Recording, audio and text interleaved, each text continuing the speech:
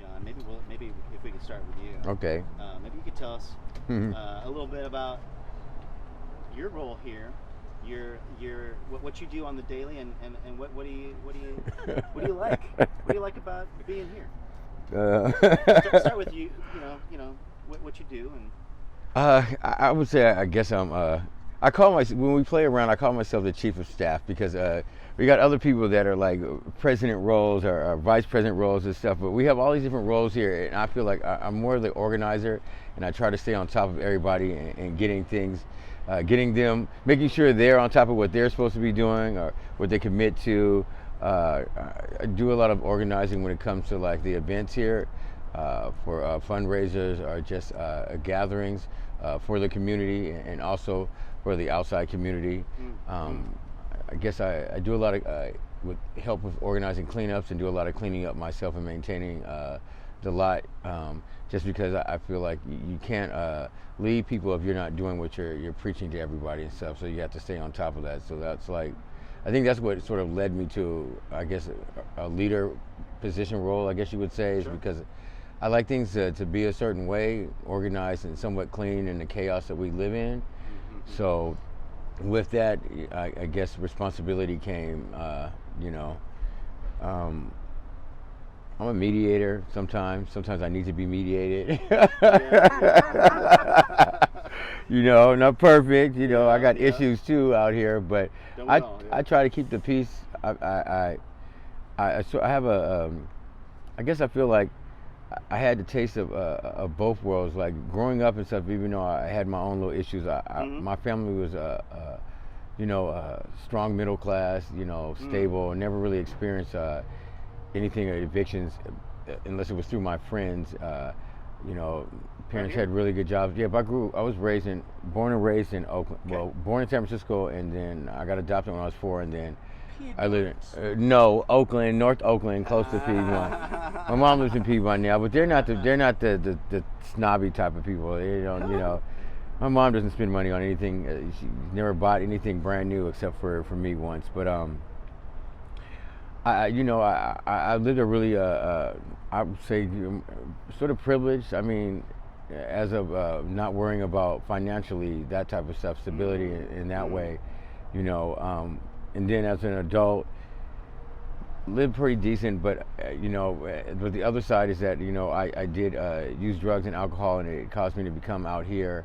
Lost my job about 10 years ago, my last job that I held a position at, but I got I came out here, but it's not what people think it is. Like I guess the homeless, we think about homeless, and I think a lot of people automatically would go to like a woman with a shopping cart or a man with a shopping cart sleeping on a park bench or at the bus stop, and it's not, or a wino in front of back in the days in front of the liquor store, but it's not like that. What you see right now is what the face of homelessness looks like. A collection of it's like, this is like, because it's a collection of, it's not just one category of people now, like in a sense, it's like all these categories, black, white, Asian, Chinese, Mexicans, Indian, you name it, it's out here. You can think of it as out here, and like, and we try to promote, like, me and my call my street dad Tone, we've always tried to promote, just because you're homeless doesn't mean you have to live like you're homeless, or there's no certain way anymore, and since this is the way that when I was housed that I do things, or my family does things, I'm used to parties and entertaining and having a area where people can come and hang out, and lots of friends and people to spend the night, and family coming in.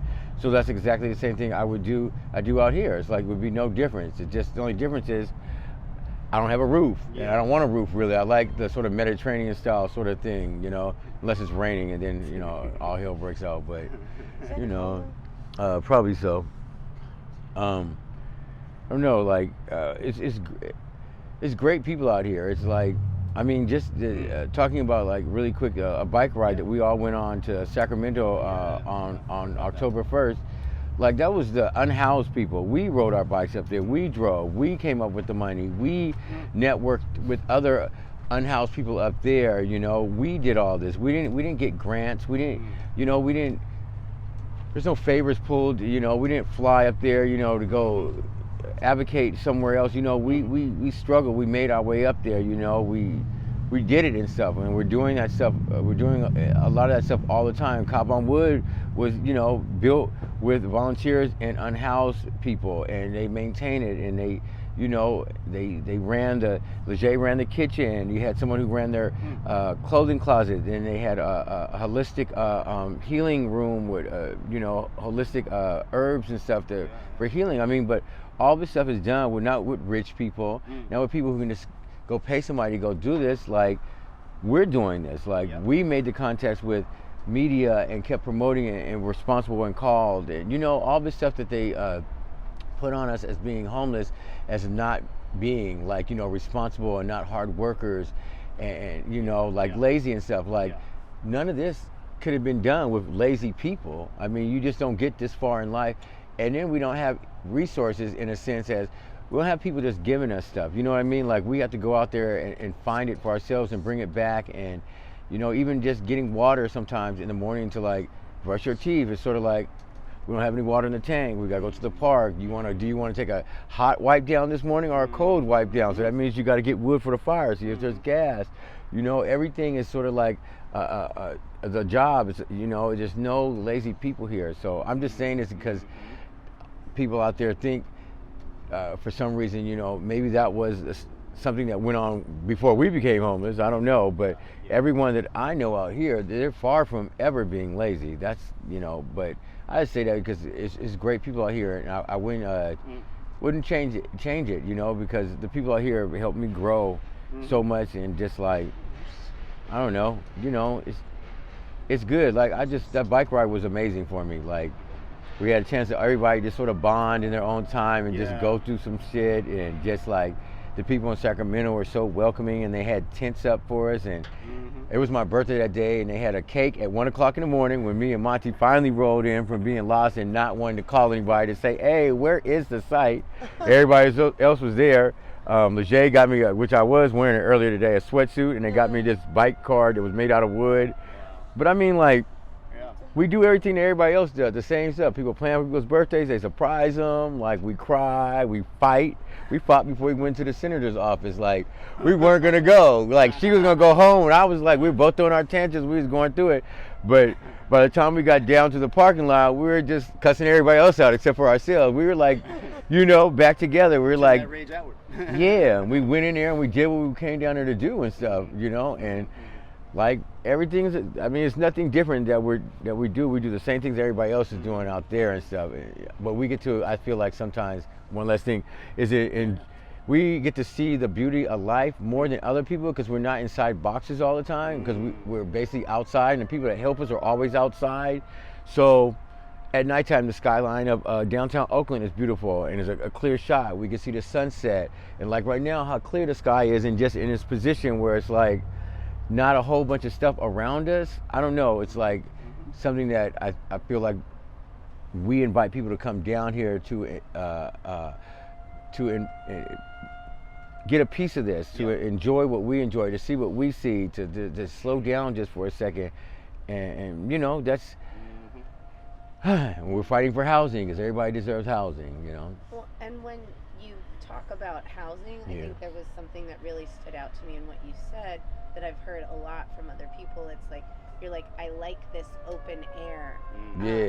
You know, like this, like, Mediterranean style. It's just like, you know, like if we look at the kinds of spaces that you all like make for yourselves, it's spaces like this, and then, you know, I was helping one of the residents who got displaced in these last evictions move his belongings into the permanent supportive housing apartment that he just got. And he doesn't want to be there. He's like, as you know, much as like, he's like, yeah, he wants to like make changes and moves in his life and like do good things.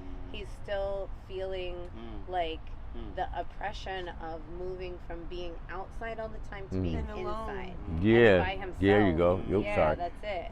And so it's like, you know, that was I think the only times that he was like really feeling like, oh yeah, I'll go, is like if someone would go with him. Yeah. And so when we're thinking about what kinds of alternative housing models might be successful for unhoused Oaklanders. Oh, I see. It's Yeah. Like community living. Yeah. We don't Like have families. Yep. You know, and so like, or we do have Families, families, but they're just not supportive, or they don't want to be bothered by us, or whatever the case may be. Yeah. Anyways, like I was saying, is that yeah, we like the fact of the community. Like I always say, like, I don't mind living in a drug program, you know what I mean, because there's people there. Or like how Sochi lives, you know, she lives in a house with roommates and stuff. Just the fact of knowing, I'm an only child, so I didn't have brothers and sisters. So now, like, being on the streets and just knowing that there's somebody outside I could always talk to, or, you know. I've lived in apartments by myself, and it took me a while to be able to get to that point, but I'm not in a rush to go and be alone. You know, it's like we struggle between this having to be responsible, you know, adults or whatever, and working a job and living inside of a house and doing all this, but it's like, for what? Like, what are you working every day for? To be unhappy at work and stuff? Like, when I was working in San Francisco, I love my job. I was working with girls in juvenile hall, specifically young mothers. But, you know, I was depressed. I was overworked, and, like, you know what I'm saying? I was hella overweight, and, it's just like I didn't have time for my own children, you know, and now, since I've been on the streets, I can actually, like, give my daughters tools that they can actually use in life. You know, when I first got on the streets, it was still like a bad thing. It was still illegal to have a child living on the streets. I'm good now that you can, as long as you can provide, you know, like warm shelter and hot meals and all that stuff, which an RV can provide all of those things. So, I mean, they might still be with me had those laws changed back then, but yeah, like I won a lottery or whatever for housing, and it was just like hella quick, you know, but I went to go, and they said that I didn't qualify because I had a dependent, which, when I submitted my information, I had a dependent. When I went to meet the lady and look at the unit or whatever, I had a dependent. So now why, after I was waiting for my background check to come, now that's an issue why I can't get housing, which is really weird. I'm overweight, but I don't have a medical condition, so I don't really qualify for all these project home keys they've got right now. So I've got to go the traditional way. Just, if a list comes open, submit a application, you know, and so it was kind of like bittersweet. Okay, cool. Yay, I didn't qualify. Hey, girl. This is one of our old sisters. She used to be with us out here. Okay, how are you? Looking good. You know you want some. Oh, get some goodies in. Yeah. What y'all doing? Bro! Yeah, bro! Talking to the housing people. But yeah, so like, and that's, I think, one of the things that we stress so much is that these evictions are breaking up our community, you know, and we create these things that we need for ourselves. I always used to say, when I have to go into that world, you know what I mean, because when you go to Target, you know, people look down on you just because. I try not to look homeless. I guess maybe it's starting to get like stuck on me or something. I don't know. Maybe it's my teeth. That's why I look homeless. You don't look homeless. Yes, I do, or something. Homeless. What does a homeless person look like? Right, that's what I'm saying. But they be knowing or something. You got some pride. You going know, on. I know can what see it is. It's because all these people keep coming by here with the Snapchats. Oh. You'll be passed out, just tired all the damn time. So they taking pictures of me? Yeah, while you sleep, like. Facebook's profiling you. It's the Google. Google, right. Google's Google's got you. following me. There was some weird ass one in Frisco too. Oh no, that's the ones do you that mean? gangsta. The car. What do you mean? The car with the cameras and shit. Oh. Yeah. Yeah, Drive by Waymo. Waymo The in ones your that, like, business. That posted it on, like, on Waymo. YouTube about like homeless people, how they always just drive by with their. Right, but we're going to do that when the No, apocalypse but comes. We're going to be doing that to them. We're going to be like, ha ha, look at them No. trying to live outside.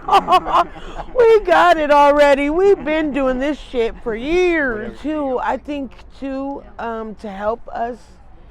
Like, for instance, me, you know what I'm saying? I want to make my appointments and things like that. I want to be able to follow through, but because I live on a day-by-day basis, I have to address my daily needs.